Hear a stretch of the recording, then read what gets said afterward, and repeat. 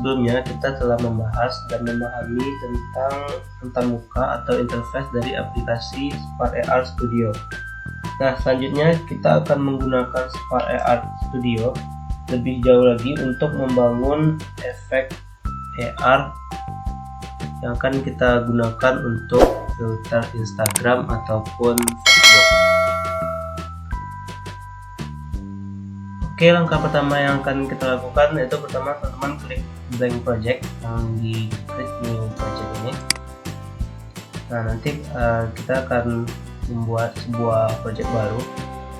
Nah, seperti yang dijelaskan sebelumnya, kita bisa mengimport aset yang akan kita gunakan untuk filter Instagram kita. Nah, di video kali ini kita akan mencoba membuat filter sederhana menggunakan face tracker. Nah, pertama kita import dulu bahan yang akan kita gunakan untuk filter kita.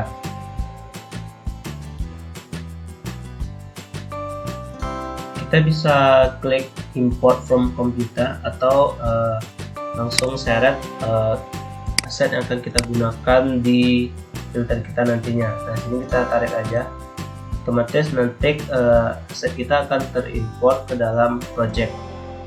Nah, jangan lupa teman-teman untuk mencentang no compression yang ada di inspektor Spark AR Studio nya, agar gambar yang kita import tidak dikompres sehingga gambarnya akan lebih jernih dan tidak pecah saat dijalankan nantinya. Jika sudah, selanjutnya teman-teman klik add object yang ada di panel scene. Nah, kita tambahkan face tracker. Jika sudah, selanjutnya klik kanan pada face tracker lalu add face mesh. Nah, jika telah di add, nanti wajah dari simulator kita akan ditutupi oleh objek kotak-kotak ini. Itu tandanya kita belum memberikan material atau aset yang akan menutupi wajah dari pengguna nantinya. Salah satu efek paling sederhana yang dapat kita buat di Spark AR Studio adalah efek topeng. Untuk melakukan ini yang perlu kita lakukan adalah menambahkan material ke face mesh. Caranya pertama kita klik face mesh yang ada di panel scene ini. Lalu di bagian inspektor teman-teman akan lihat material yang ada di sini. Lalu klik tanda tambah yang ada di sini. Otomatis di panel aset kita akan punya satu material baru. Nah, material ini yang akan kita pakai untuk menutupi wajah dari pengguna nantinya.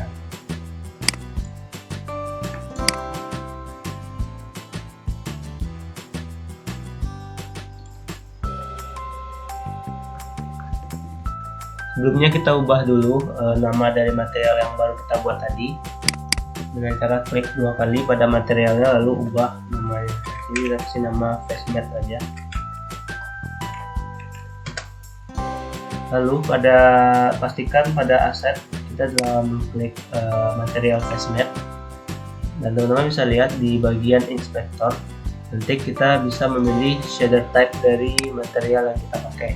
Dan di sini ada beberapa shader type yang tersedia seperti flat. Nah, flat ini kita gunakan dan cocoknya itu untuk objek 2 dimensi atau 2D. Selanjutnya itu ada standar.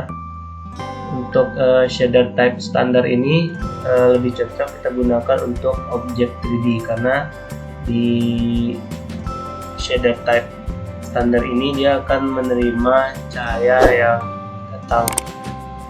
Lalu untuk shader type selanjutnya itu ada physically based. Nah, ini juga hampir sama kayak yang standar tadi. Lalu ada face paint. Nah, face paint ini seperti namanya itu seperti cat, jadi kita kayak pakai make up atau cat pada wajah. Nah, seperti ini. Selanjutnya ada Retouching ini lebih bisa kita katakan untuk memuluskan kulit. Nah, seperti ini kita bisa atur skin smooth-nya. Semakin tinggi persentasenya, maka akan semakin mulus wajah dari pengguna itu sendiri. Nah, untuk kali ini kita akan pakai face paint. Nah, face paint ini untuk teksturnya itu ada dua tipe. Pertama ada color.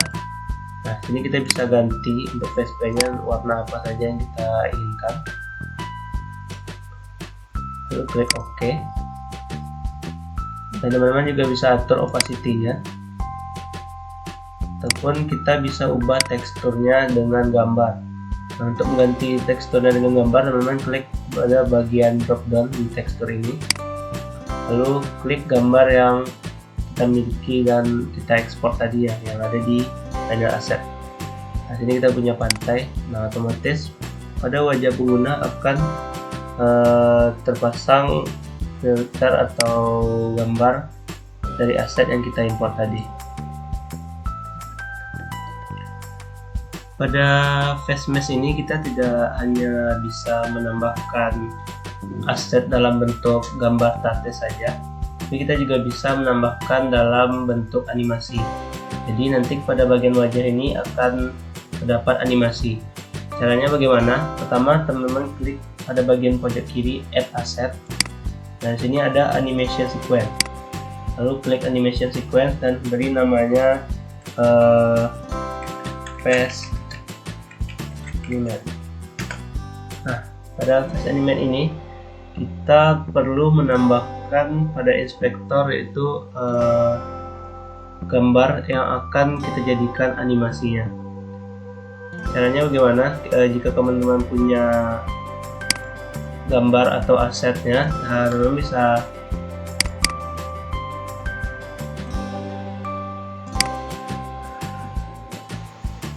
caranya bagaimana?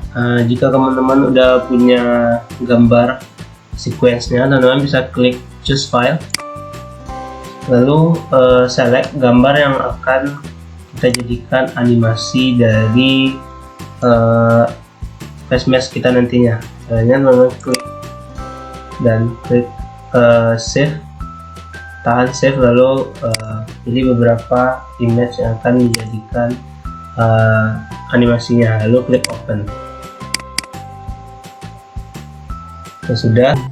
Pada tekstur kita ganti ke face animate yang kita buat tadi. Nanti wajah dari pengguna akan berubah, ditutupi oleh animasi yang kita tambahkan tadi. Nah, bagaimana jika teman-teman belum punya aset untuk animasinya? Teman-teman bisa pakai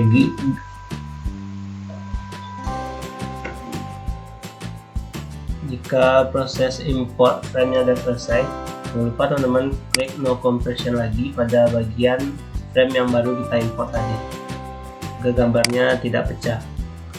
Selanjutnya kita tinggal ubah face matte yang ada di aset ke animasi sequence yang kita buat tadi, yang ini face animate. Nah, otomatis nanti wajah dari pengguna akan ditutupi oleh animasi yang kita buat tadi. Ini kita bisa atur opacity-nya. Nah, kira-kira gimana kalau kita mau buat animasinya sendiri tapi kita nggak punya asetnya? Teman-teman bisa download file berformat GIF. Nanti teman-teman pecah jadi beberapa frame, karena konsepnya animasi itu adalah frame by frame. Jadi teman-teman bisa cari file berformat GIF lalu dipecah menjadi JPEG atau PNG. Nanti teman-teman import seperti yang saya contohkan tadi. Untuk selanjutnya, teman-teman bisa berkreasi dengan aset yang teman-teman buat agar efeknya lebih menarik dan interaktif lagi.